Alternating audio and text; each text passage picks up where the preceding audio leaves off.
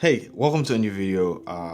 Today's kind of different. It's not like the typical content that I put out. I just want to tell you guys a little story, and hopefully this will encourage somebody out there. But yeah, let's just get straight into it. So, back in 2012, I was in a very dark place in my life. I was in a pretty bad place. A couple years before that, probably about 6 years before that, I finished high school, which is secondary school in Nigeria. And I still had not going to university because I was having so much problems with exams and finances and all that, right?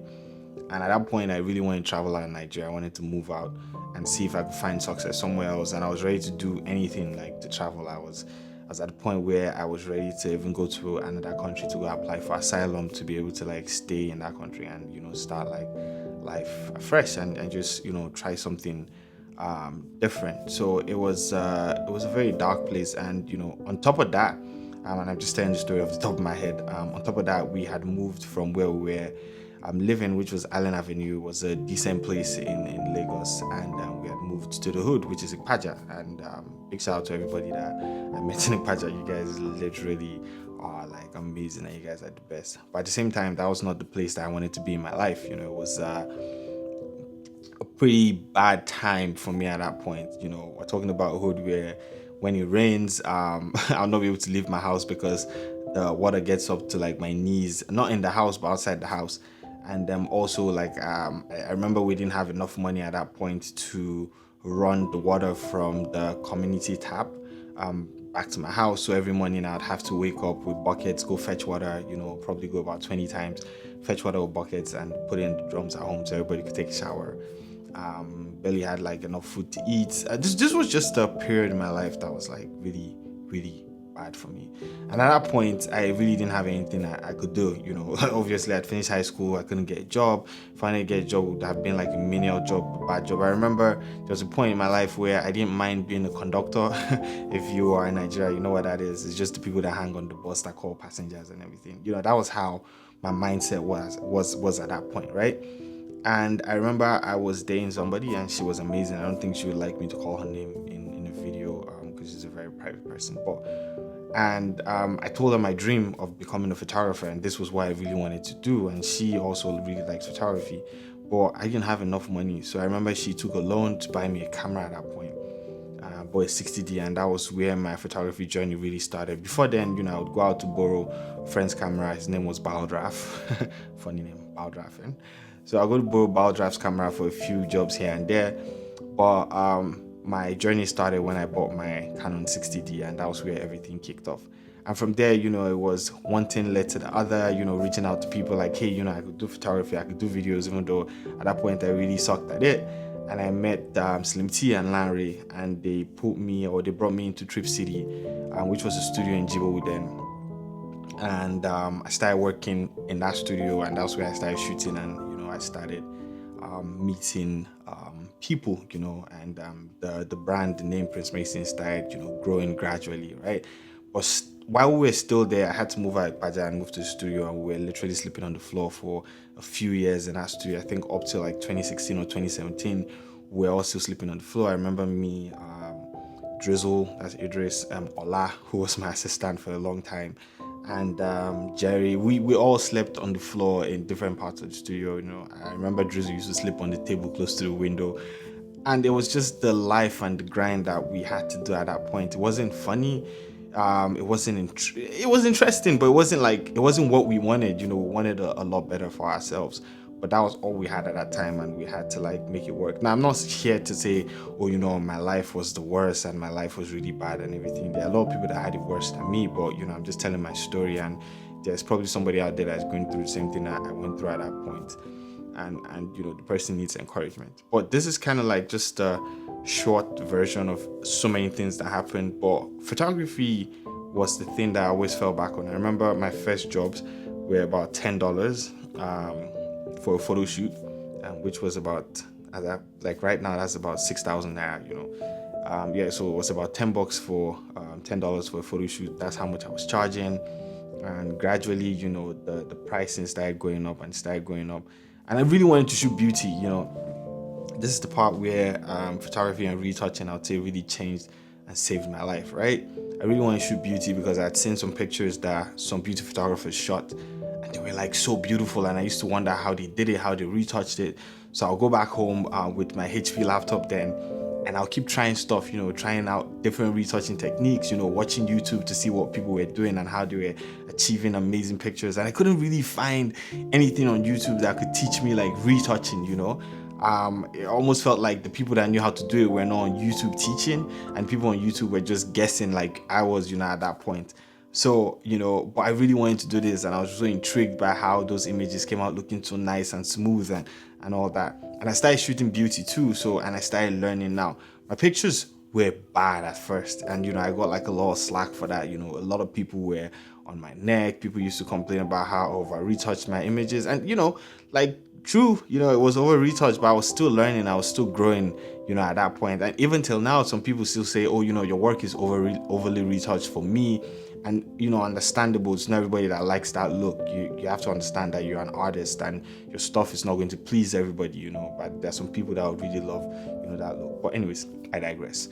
But yeah, so at that point I was really learning retouching and trying to see how I was going to take my craft to a whole new level, and it was improving gradually, right? So nobody really knew who I was. I was still growing. I remember, still looking up to like the top photographers, the Mobisontos and the rest, and the TCDs, and they were such amazing photographers, and TCD was such an amazing retoucher, and I was looking up to all these amazing photographers in Nigeria, right? And photographers around the world too, Julia Kuzmenko, who has shot beauty for years, and she's such an amazing beauty photographer. And I really wanted to get to that level. In 2016, I didn't know much, but a lot of people were reaching out to me, asking me, hey, how do you retouch your work? How do you do this? How do you do that?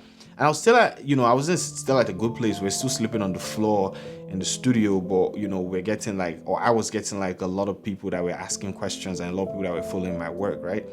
And I decided to make a video, and I made a video like, okay, if you want to know this, just go here and go watch it.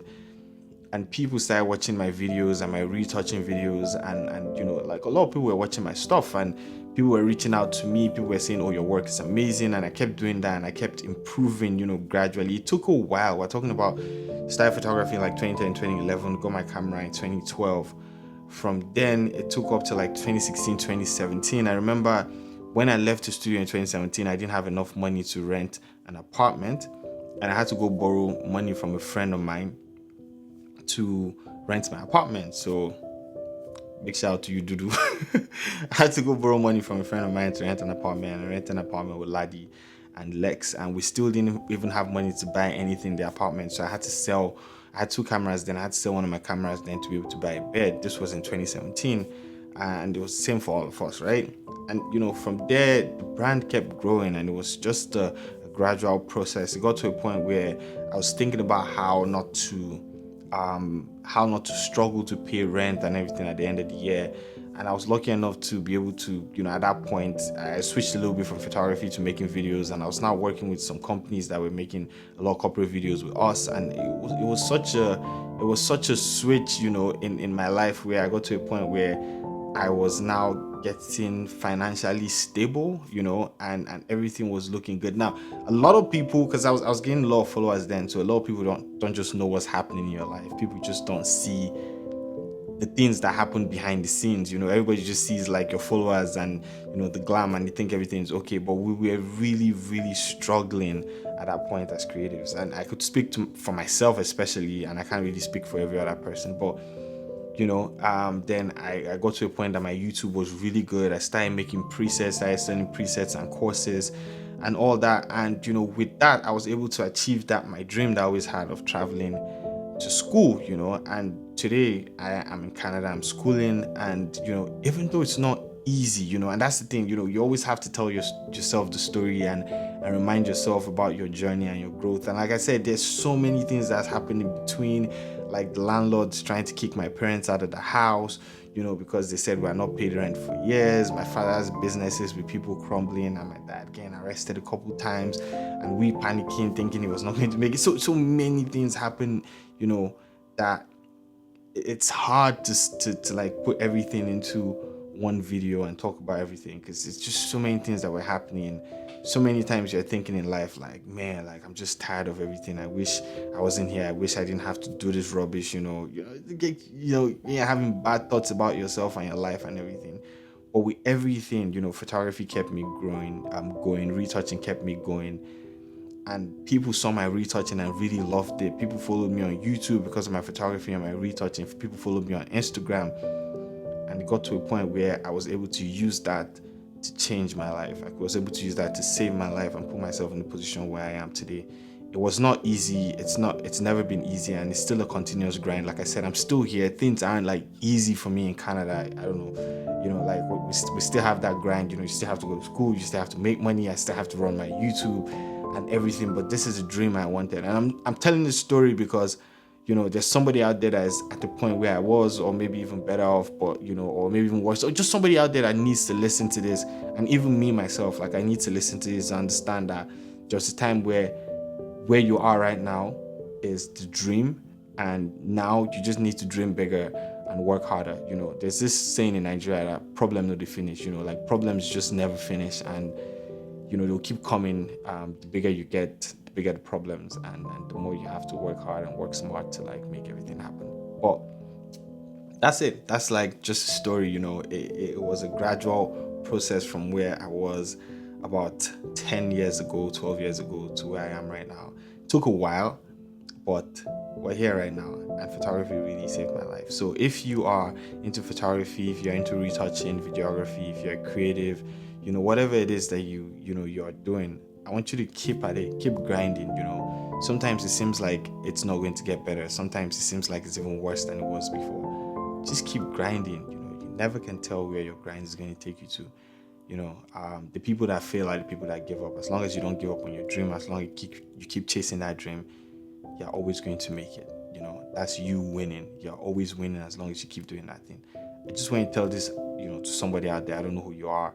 This might inspire you to keep grinding. This might inspire you to take the next step. But it wasn't easy to get to this point. Prince Mason hasn't always been Prince Mason. There was a time where I had just one pants for about 2 years, and we couldn't afford shit, really. They'll always come disconnect our electricity, all that kind of stuff, And I slept on the floor in the studio for about 3-4 years with my friends that I absolutely love, and you guys made my story like amazing. Like you guys never made, like there was no one time where we were in that studio and we felt like we were suffering, because like it was the grind, and we had a dream, and we all kept chasing our dreams. Like Ahmed, Drizzle, everybody, down to Ladi, Lex, everybody, man. Like I remember when Kelvin came to my house, and they too had to sleep on the floor, and it's just crazy, all these people, and everybody's doing, I mean, if not great, everybody's doing okay, and I know everybody's going to do great. You guys are amazing, every single one of you guys that are here listening to my stuff, listening to my story and everything. I know this is very long, but I'm just hoping this encourages somebody out there that if it could change my life, save my life, then whatever you're doing, whatever you're focusing on, can change yours and save yours too. Just want to tell you the story, nothing else. Just keep grinding, keep doing your thing. Sky's either going to be your limit or your starting point, or whichever one you want. Just keep doing your thing. And thank you so much for watching my video. If you want to see more videos like this, or any, maybe not like this, photography related video, then give this video a thumbs up and subscribe to my channel. And I'll see you guys in the next video. A lot of talking head videos coming up where I'm just going to share my thoughts on things. Because it's basically a lot, like all I have time for now. I'll see you guys in the next video. Have an amazing day, guys.